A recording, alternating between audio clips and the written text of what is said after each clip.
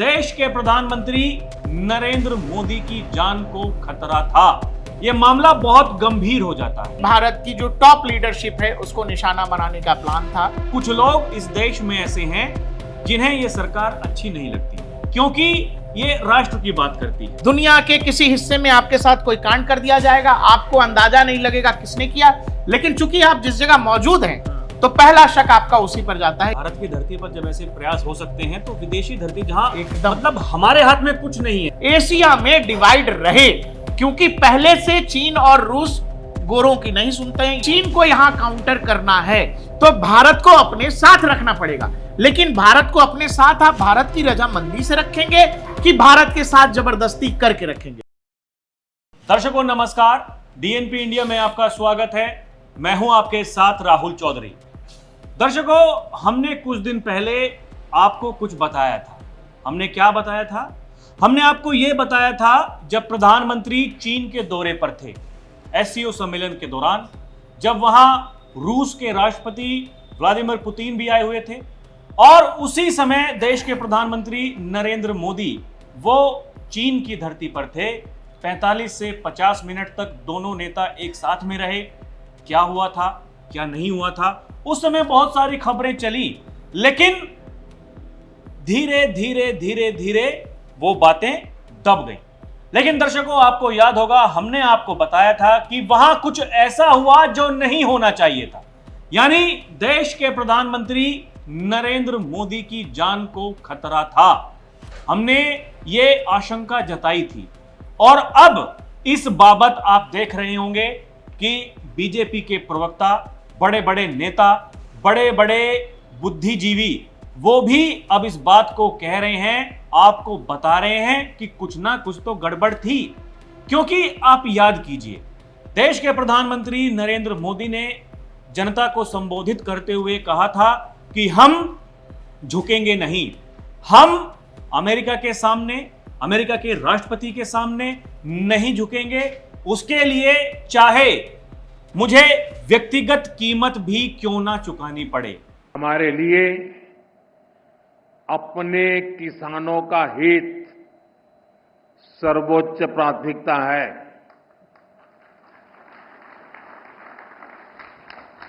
भारत अपने किसानों के, पशुपालकों के और मछुआरे भाई बहनों के हितों के साथ कभी भी समझौता नहीं करेगा।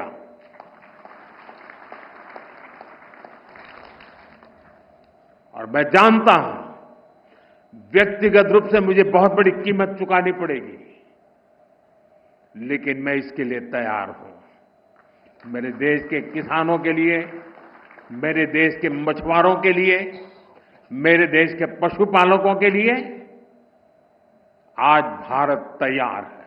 देश के प्रधानमंत्री नरेंद्र मोदी का यह कहना था दर्शकों। और आपको याद होगा एक बात, जब वो चीन से लौटे थे, एक कार्यक्रम को संबोधित कर रहे थे, उन्होंने जब कहा कि मैं अभी जापान और चीन के दौरे से आया हूं, तो तालियां बजती हैं, तालियां बजती हैं। प्रधानमंत्री नरेंद्र मोदी ये पूछते हैं, मैं गया था इसलिए ताली बजा रहे हो, वापस लौटा हूं इसलिए ताली बजा रहे हो। देवी और सज्जन, कल रात ही मैं जापान और चीन की यात्रा करके वापस लौटा हूं।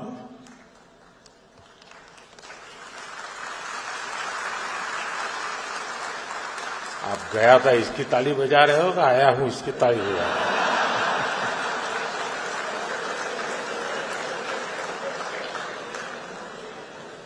उस समय यह लगा कि प्रधानमंत्री ने ऐसे ही ये बोल दिया होगा, लेकिन दर्शकों, अब जैसे कि मैंने कहा, बहुत सारे लोग ये बात बता रहे हैं, ये मामला बहुत गंभीर हो जाता है।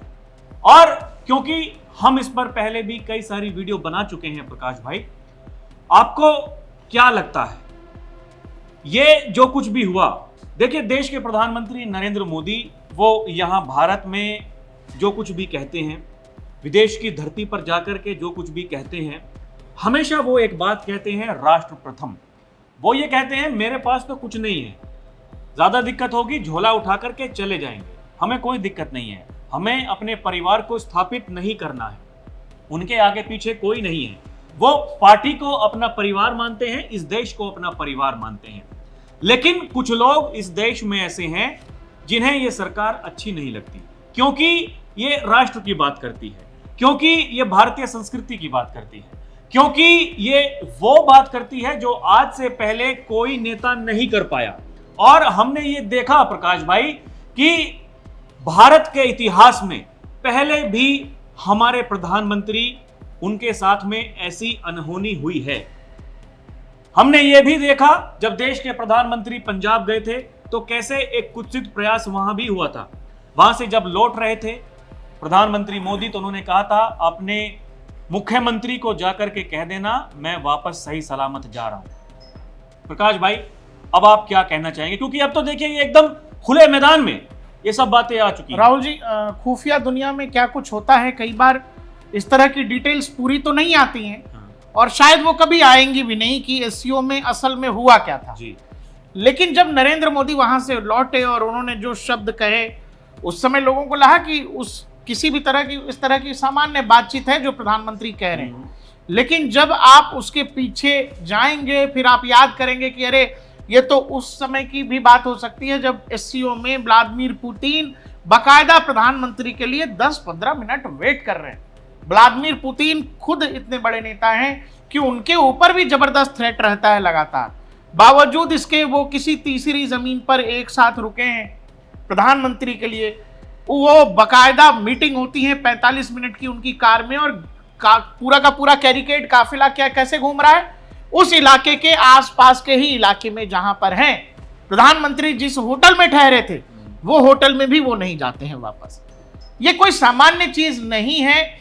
मैंने पहले भी कहा है और जो लोग विदेश नीति समझते हैं राहुल जी उनको पता है, एक एक मिनट एक एक सेकंड तय होता है कि कब कहां किसके साथ मिलना, किससे मीटिंग करना, कितनी बातचीत करनी। बावजूद इसके सुपर पावर देश का नेता दूसरे नेता के लिए वेट कर रहा है, उससे बातचीत करने की कोशिश कर रहा है। तो ऐसा क्या हो गया, ऐसा क्या था जो उस 45 मिनट की बातचीत के दौरान व्लादिमीर पुतिन और नरेंद्र मोदी के बीच हुई। दूसरा जो तस्वीरें आई थी सामने, वो चेहरों की जो भाव भंगिमा है वो बताता है कि कुछ ऐसा सीरियस था जो नरेंद्र मोदी और पुतिन बिल्कुल एकांत में करना चाह रहे थे। दूसरा एक और चीज हम दर्शकों से पूछना चाहते हैं, आप सोचिए चीन की जमीन है, वहां अगर कोई ऊंच नीच हो जाती है किसी भी नेता के साथ, पहला शक, पहली बदनामी किसकी होगी?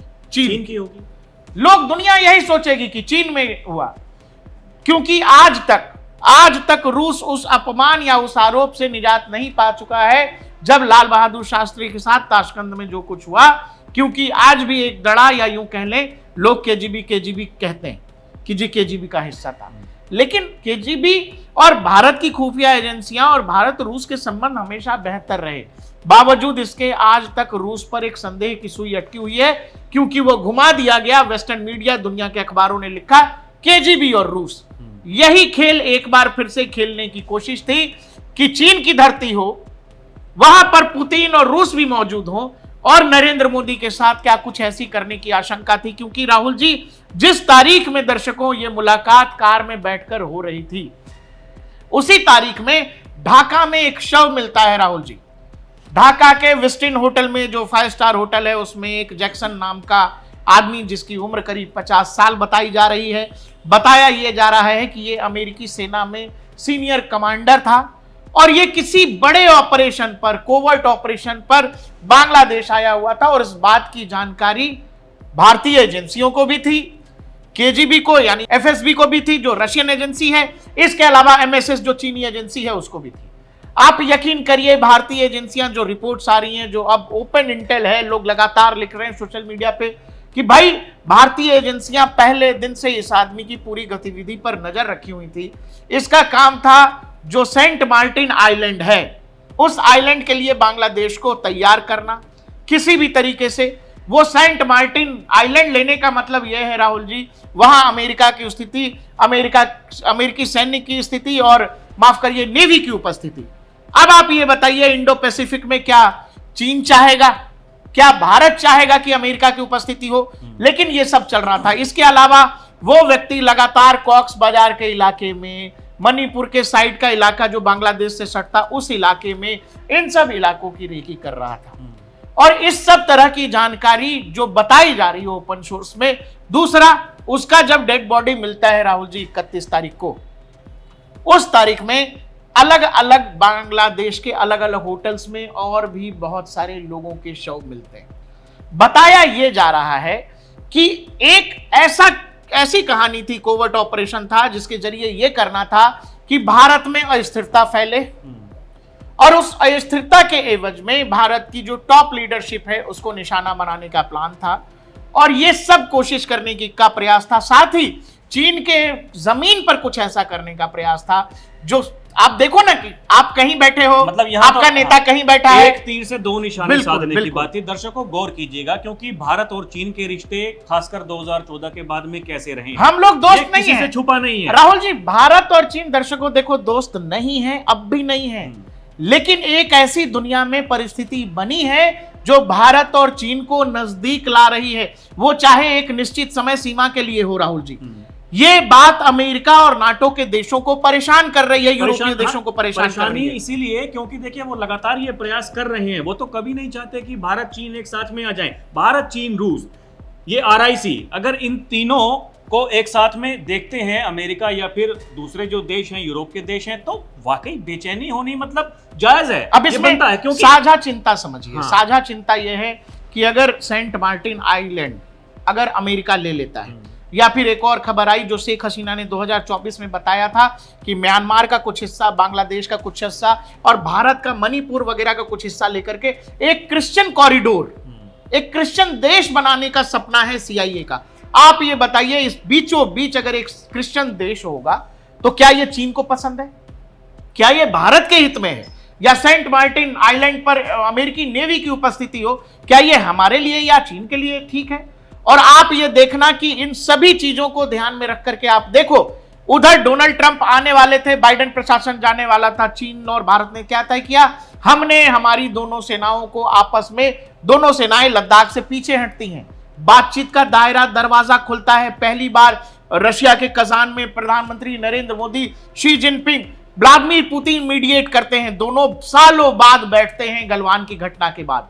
और उसके बाद से भारत चीन संबंधों में लगातार एक तरह का सुधार दिखता है। आप देखिए SCO सम्मेलन में प्रधानमंत्री नरेंद्र मोदी और शी जिनपिंग की मुलाकात होती है। मतलब मौजूदा जो भी विवाद हैं, हमारे ऐतिहासिक विवाद भी हैं, लेकिन हमने भी और चीन ने भी, दोनों के लिए अभी जो खतरा था वो कॉमन खतरा था। अमेरिका इस इलाके में हमेशा ये चाहता है राहुल जी कि भारत चीन के खिलाफ रहे, और यही तो वो कारण है। देखिए अमेरिका केवल बांग्लादेश में ही नहीं, आप ये देख रहे होंगे कि अफगानिस्तान में दोबारा आना चाहता है। उसका क्या कारण है भाई? उसका यही कारण है कि वहां से चीन पर भी और वहां से ईरान पर भी और वहां से भारत पर भी निगरानी रख सके। क्योंकि पाकिस्तान को देखे ना, अभी तक जो चीन की गोद में बैठा था, अब जाकर के वो अमेरिका की गोद में बैठ गया है। उनके लिए बहुत शॉकिंग था दर्शकों कि उन्हें यह लगता था कि भारत चीन के संबंध बहुत खराब है, बहुत खराब है। बावजूद इसके उस खराबी वाली स्थिति से अब बातचीत की स्थिति तक आना, यह बात यूरोप और अमेरिका को परेशान कर रहा कि ये लोग बातचीत क्यों कर रहे हैं। फिर अगर ये लोग बातचीत कर रहे हैं तो फिर अमेरिका के उस सपनों का क्या होगा? वो क्वाड वाले, भाई देखो हमारा चीन, हम बार बार कहते हैं हमारी पाकिस्तान की लड़ाई है तो दो देशों की लड़ाई है, हम देख लेंगे। हम चीन के लेवल पर भी यही कहते हैं कि हमारी चीन की लड़ाई है, हम अपने आप देख लेंगे। अब इसमें दुनिया के बाकी देश हमारा इस्तेमाल, अब चीन की लड़ाई अमेरिका से है तो चीन और अमेरिका लड़े, या अमेरिका के लिए इंडो पैसिफिक में भारत लड़ने जाएगा, ऐसा नहीं होगा। यह अमेरिका चाहता है कि अगर चीन को यहां काउंटर करना है तो भारत को अपने साथ रखना पड़ेगा। लेकिन भारत को अपने साथ आप भारत की रजामंदी से रखेंगे कि भारत के साथ जबरदस्ती करके रखेंगे? आप भारत की विदेश नीति को डिक्टेट करना चाहते हैं। आप कहते हैं कि अभी आप पुतिन को गाली दे दीजिए, अभी आप मॉस्को को गाली दे दीजिए, आप अभी बीजिंग को, नहीं होगा ना ऐसे। चीन हमारा पड़ोसी है, पड़ोसी आप नहीं बदल सकते हैं। जैसे पाकिस्तान पड़ोसी है वैसे ही चीन भी पड़ोसी है, लेकिन चीन और पाकिस्तान में आसमान जमीन का अंतर है। चीन की इकोनॉमी 18 ट्रिलियन डॉलर की इकोनॉमी है, हम 5 ट्रिलियन डॉलर पहुंचने वाले हैं, दुनिया की तीसरी सबसे बड़ी इकोनॉमी के रास्ते पर हम हैं। दो समझदार देश हैं, आपस में ये तय कर रहे हैं। लेकिन अमेरिका को यह बात परेशान कर रही है राहुल जी कि ये तीन देश, रूस, चीन, भारत, ये अगर किसी तरह के मिलिट्री अलायंस या डिफेंस अलायंस की तरफ जाते हैं, जहां पर डिफेंस गठजोड़ तैयार होता है, ये बात वो नहीं चाहते कि कभी भी तैयार हो। वो ये चाहते हैं एशिया में डिवाइड रहे, क्योंकि पहले से चीन और रूस गोरों की नहीं सुनते हैं, यूरोप की नहीं सुनते। हमारा तरीका गुटनिरपेक्ष रहा है, हम किसी के पक्ष में नहीं रहे हैं, हमारे हित में, दुनिया के हित में जो होता है हम वो करते रहे। लेकिन उनको ये चिंता हो रही है कि अगर अमेरिका से दूर हटकर, हाल फिलहाल जो हो गया, आप ये समझ लो अमेरिका दोस्त है, बिल्कुल नहीं है, एक एडवर्सरी ही लीजिए, क्योंकि अब हाल फिलहाल जो उन्होंने बांग्लादेश एससीओ में किया है, अगर वो बात सच है तो फिर ये कोवर्ट ऑपरेशन जो प्लान करने का उन्होंने किया कोशिश, राहुल जी, उसका जवाब भी दिया जाएगा। आप ये देखो, बहुत लंबे समय बाद ऐसा है, बहुत लंबे समय बाद ऐसा है, जब देश के प्रधानमंत्री एक विदेश दौरे पे नहीं जा रहे, मलेशिया नहीं जा रहे, मलेशिया नहीं जा रहे हैं। इसके पीछे बहुत सारे कारण हैं, लेकिन एक कारण सुरक्षा भी है। व्लादिमीर पुतिन साउथ अफ्रीका नहीं जा रहे हैं G20 के सम्मेलन में। व्लादिमीर पुतिन पर भी उसी लेवल का थ्रेट परसेप्शन है, लेकिन व्लादिमीर पुतिन और मोदी के बीच का फर्क है। मोदी पारंपरिक राजनेता है, व्लादिमीर पुतिन पुराने समय में जासूस भी रहे, तो वो इन चीजों को, खुफिया दुनिया को समझते बेहतर हैं।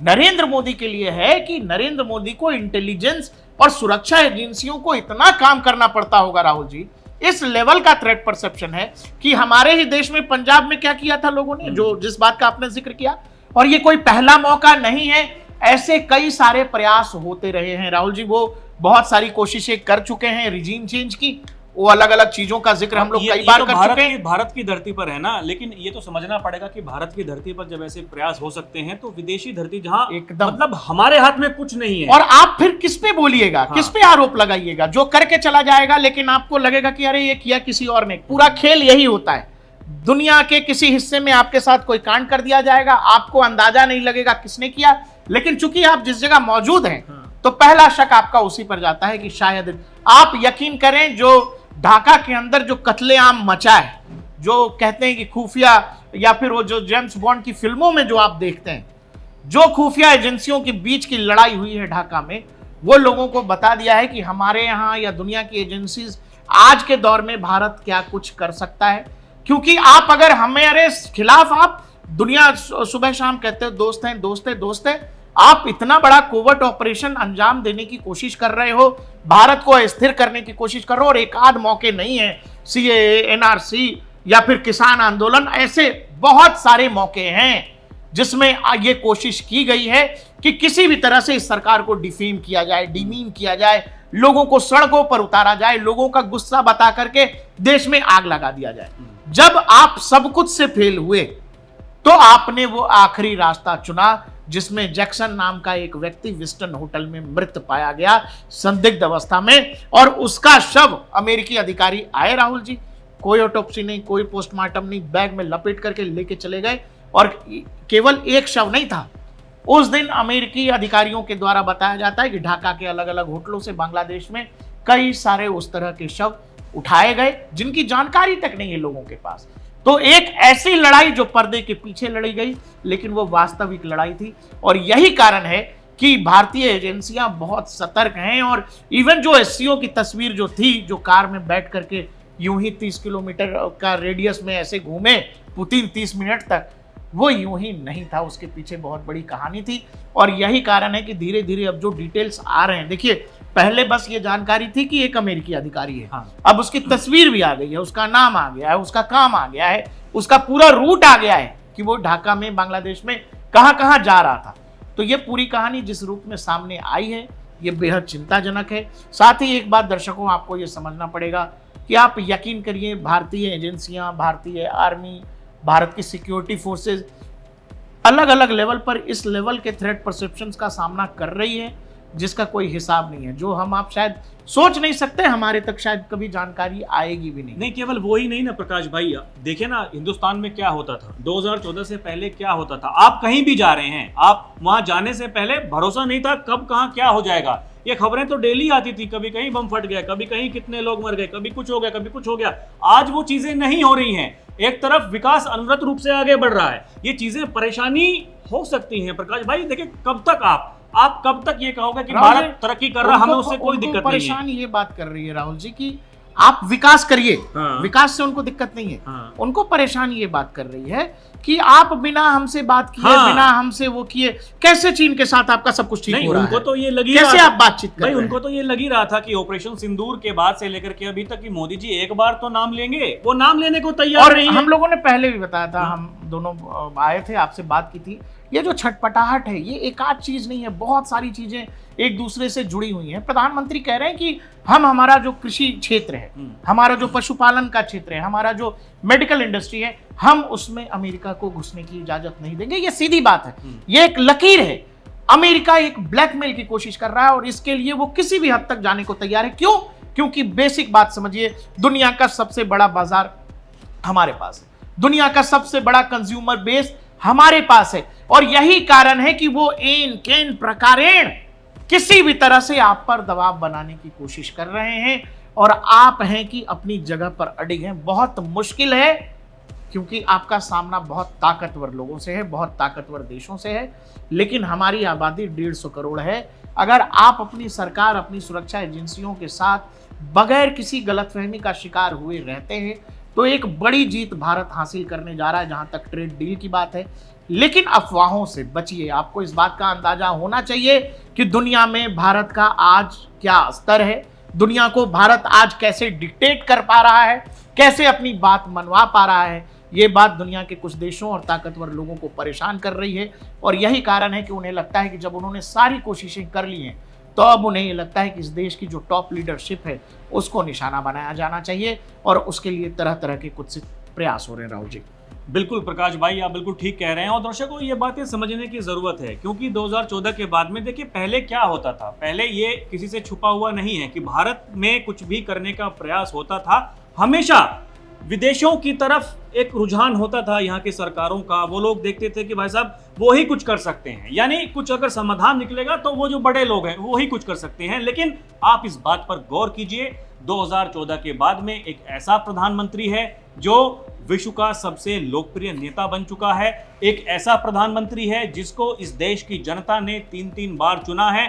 एक ऐसा प्रधानमंत्री है जिसके केवल नाम लेने से लोगों की लाइन लग जाती है, एक ऐसा प्रधानमंत्री है जो अपने देश की जनता से कहता है और लोग हंसी खुशी सब कुछ करने के लिए तैयार हो जाते हैं। और यहां अभी आने वाले समय में कोई संभावनाएं ऐसी नहीं है ये सरकार यहां से हट सकती है क्या? देखिए ना, तमाम तरह के षड्यंत्र रचे जा रहे हैं, क्या कुछ नहीं किया जा रहा है। लेकिन दर्शकों, जो मैं कह रहा हूं या फिर हमने जो अभी तक आपको बताया है, यहां के लोगों में विकास के प्रति एक जो उनके दिमाग में जो कुछ आ गया है कि देखिए हमें भारत को आगे बढ़ते हुए देखना है, और यही कारण है कि देश के प्रधानमंत्री नरेंद्र मोदी लगातार टिके हुए हैं, सरकार में बने हुए हैं और दुनिया के सामने झुकने को तैयार नहीं है। इसीलिए अब उनको यह लगने लगा है कि ऐसे तो काम नहीं चलेगा, क्या ये रास्ता अपनाया जा सकता है, और यही सब कुछ करने का प्रयास हुआ।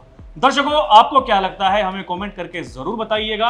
अभी के लिए इतना ही। आप देखते रहें डीएनपी इंडिया, हर खबर भरोसे के साथ। नमस्कार, जय हिंद।